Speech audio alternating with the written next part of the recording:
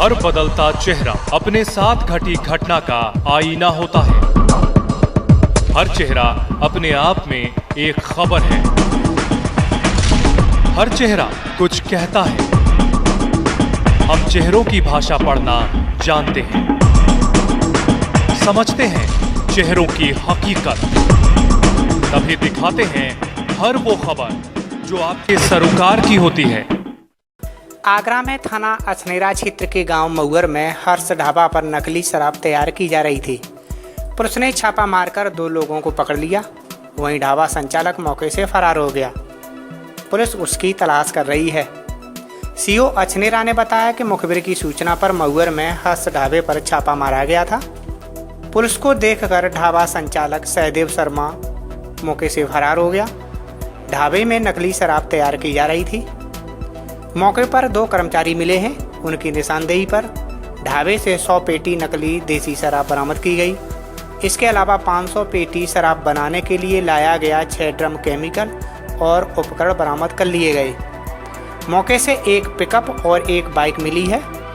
कर्मचारियों से पूछताछ में पता चला है कि 15 दिन से ढाबे पर शराब बनाई जा रही थी। इसको अन्य ढाबे और ठेकों पर सप्लाई किया जाना था।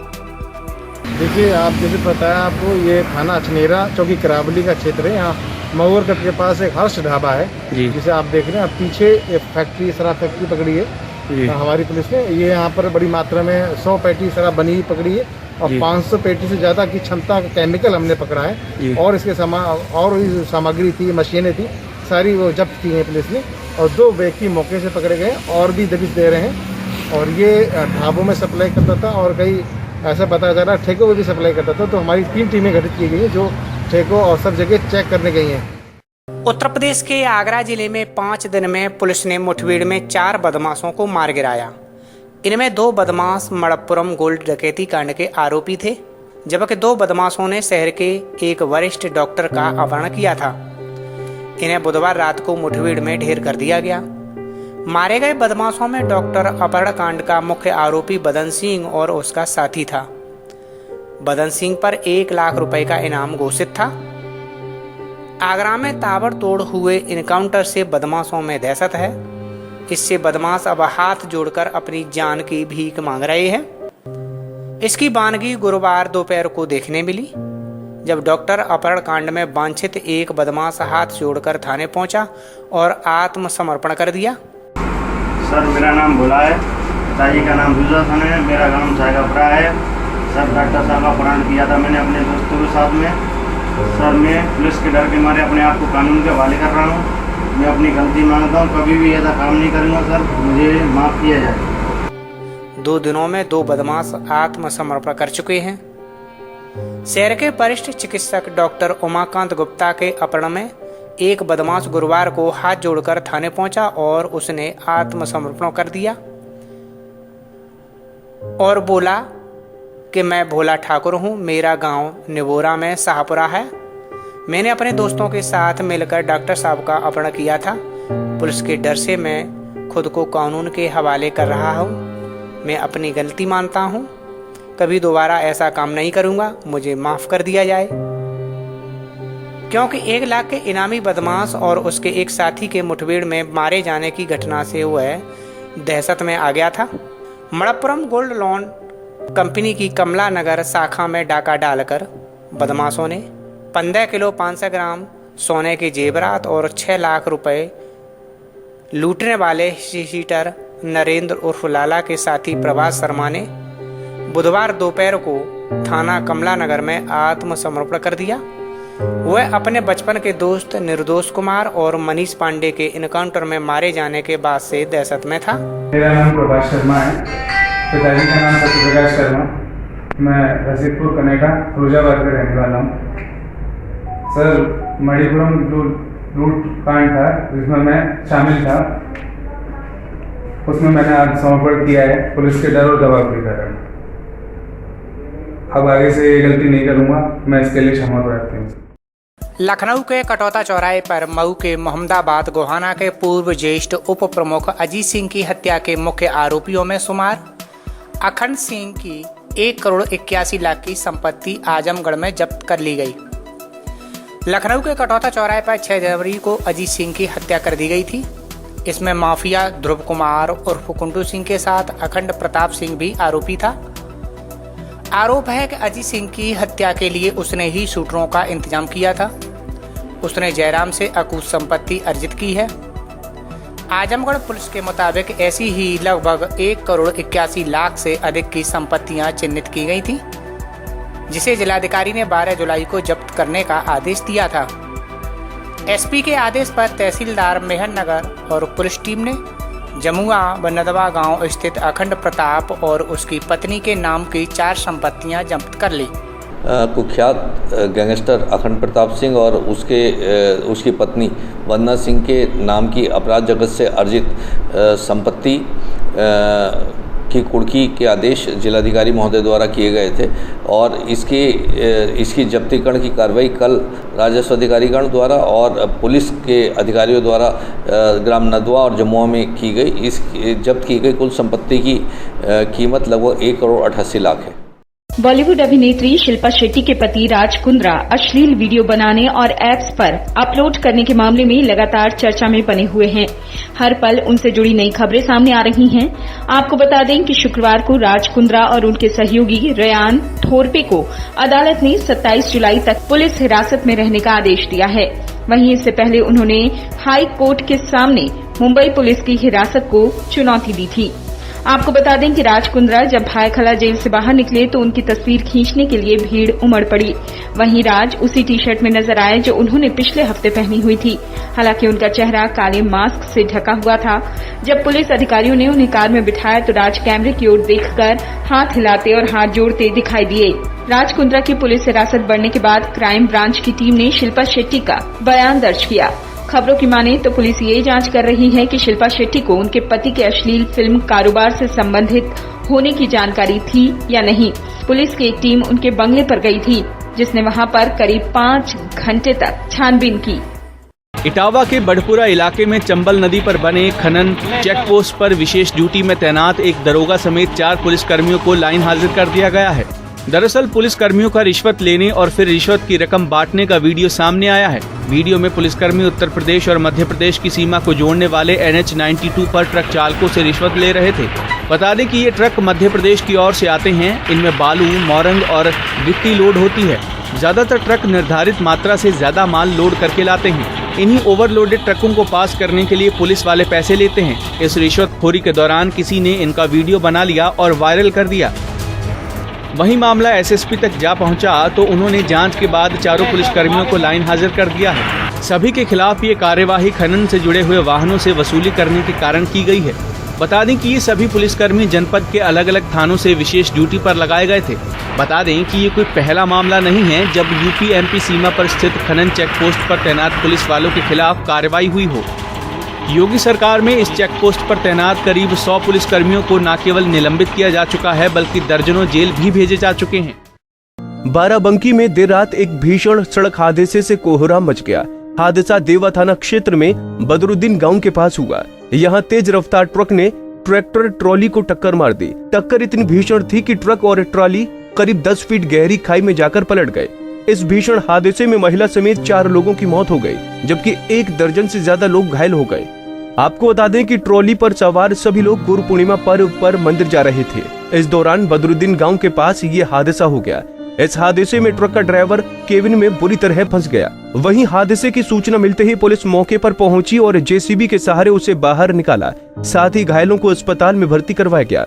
आपको बता दें कि सीतापुर जिले के बगलापुरा गांव से करीब 45 लोग ट्रैक्टर ट्रॉली पर सवार होकर शुक्रवार की शाम बाराबंकी के मजीठा में स्थित नाग देवता के मंदिर दर्शन के लिए निकले थे। यहाँ मंदिर पर गुरु पूर्णिमा पर मेला लगता है, लेकिन वक्त को कुछ और ही मंजूर था और बदरुद्दीन गांव के पास ट्रक ने ट्रैक्टर ट्रॉली में जबरदस्त टक्कर मार दी। फिलहाल पुलिस ने मृतकों के शवों को पोस्टमार्टम के लिए भेज दिया है। में देवा थाना क्षेत्र में सीतापुर के कुछ तीर्थयात्री अपने पूजा के लिए जा रहे थे। ट्राली से बैठे हुए थे। 3 गांव के लोग थे ये लोग और ये जा रहे थे, जिसमें बदरुद्दीनपुर एक गांव है, उसके आगे एक ट्रक से इनका एक्सीडेंट हो गया। उसमें टक्कर में इनकी ट्राली पलट गई, जिसमें सभी लोग घायल हो गए हैं। सभी को CSC हॉस्पिटल पहुंचाया गया है, जिसमें अभी तक 4 लोगों की मृत्यु हो गई है और बाकी लोग घायल हैं। सभी को CSC रिफ़र कराया गया। CSC से जिला अस्पताल और मेडिकल कॉलेज के लिए रिफ़र कराया गया। पुलिस प्रशासन मौके पर मौजूद है। सभी व्यवस्थाएं की जा रही हैं। JCB मंगाई गई है ट्रक वगैरह को निकालने के लिए। ट्रक में जो ट्रक का ड्राइवर है वो भी फंसा हुआ है, वो अभी ठीक है, उसको भी निकाला जा रहा है। बाकी पुलिस प्रशासन मौके पर मौजूद है। CSC में सभी डॉक्टर्स जो प्राथमिक इलाज है वो कर रहे हैं और सबको रिफ़र कर रहे हैं। इनको तत्काल से तत्काल जो अच्छी सुविधाएं हैं मेडिकल की वो दिलाने के लिए व्यवस्था की जा रही है। पुलिस के अपने गाड़ियों से और एम्बुलेंस से इनको तत्काल डिस्ट्रिक्ट हॉस्पिटल भेजा जा रहा है और सभी को इनके परिवार को इन्फॉर्म कर दिया गया है। बाकी व्यवस्थाएं की जा रही हैं। प्रधानमंत्री ने कहा कि बुद्ध की शिक्षाएं आज भी प्रासंगिक है और यही कारण है कि पूरी दुनिया में लोग बौद्ध धर्म और उनकी शिक्षाओं को पालन करते हैं। भगवान बुद्ध ने बुद्धत्व की प्राप्ति के बाद अपना पहला ज्ञान संसार को दिया था। हमारे यहां कहा गया है, जहां ज्ञान है वहीं पूर्णता है, वही पूर्णिमा है। और जब उपदेश करने वाले स्वयं बुद्ध हो तो स्वाभाविक है कि ज्ञान संस्कार के कल्याण का पर्याय बन जाता है। त्याग और तितिक्षा से तपे बुद्ध जब बोलते हैं तो केवल शब्द ही नहीं निकलते, बल्कि धम्म चक्र का प्रवर्तन होता है। इसलिए तब उन्होंने केवल 5 शिष्यों को उपदेश दिया था, लेकिन आज पूरी दुनिया में उन शब्दों के अनुयायी हैं। बुद्ध में आस्था रखने वाले लोग हैं। साथियों, सारनाथ में भगवान बुद्ध ने पूरे जीवन का, पूरे ज्ञान का सूत्र हमें बताया था। उन्होंने दुख के बारे में बताया, दुख के कारण के बारे में बताया, ये आश्वासन दिया कि दुखों से जीता जा सकता है और इस जीत का रास्ता भी बताया। भगवान बुद्ध ने हमें जीवन के लिए अष्टांग सूत्र 8 मंत्र दिए। समाधिठि, सम्मा संकल्पो, सम्मा वाचा, सम्मा कम्मंतो, सम्मा आजीवो, सम्मा वायामो, सम्मा सति और सम्मा समाधि। यानी कि सम्यक दृष्टि, सम्यक संकल्प, सम्यक वाणी, सम्यक कर्म, सम्यक आजीविका, सम्यक प्रयास, सम्यक मन, सम्यक समाधि यानी मन की एकाग्रता। महाराष्ट्र में पिछले कुछ दिनों से हो रही मूसलाधार बारिश ने कहर मचा दिया है। भारी बारिश राज्य के लोगों पर मुसीबत बनकर टूटी है। इसके चलते पिछले 2 दिनों में 129 लोगों की जान चली गई। पिछले 24 घंटों में रायगढ़, रत्नागिरी और सतारा में हुई इन घटनाओं में कई लोग अब भी मलबे में दबे हुए हैं। बाढ़ग्रस्त इलाकों में लोगों को सुरक्षित स्थानों पर पहुंचाने के लिए NDRF और SDRF के अलावा नौसेना भी अब जुटी है। इसी बीच खबर है कि महाराष्ट्र के मुख्यमंत्री उद्धव ठाकरे आज दोपहर 12 बजे मुंबई से हेलीकॉप्टर से बाढ़ प्रभावित रायगढ़ जिले के महाड़ तहसील के लिए रवाना हुए। उन्होंने बाढ़ प्रभावित गांव तलिये का भी दौरा किया। रायगढ़ जिलाधिकारी निधि चौधरी ने जानकारी दी कि महाड़ में 2 जगहों पर मलबे में से अब तक 44 शव निकाले जा चुके हैं, जबकि 35 घायलों का इलाज जारी है। उन्होंने कहा कि रायगढ़ जिले में 6 जगह पर भूस्खलन हुआ है। एक स्थान पर बचाव कार्य अभी भी जारी है। मौके पर मौजूद अधिकारियों कर्मचारियों के मुताबिक मलबे में करीब 50 और लोगों के दबे होने की आशंका है।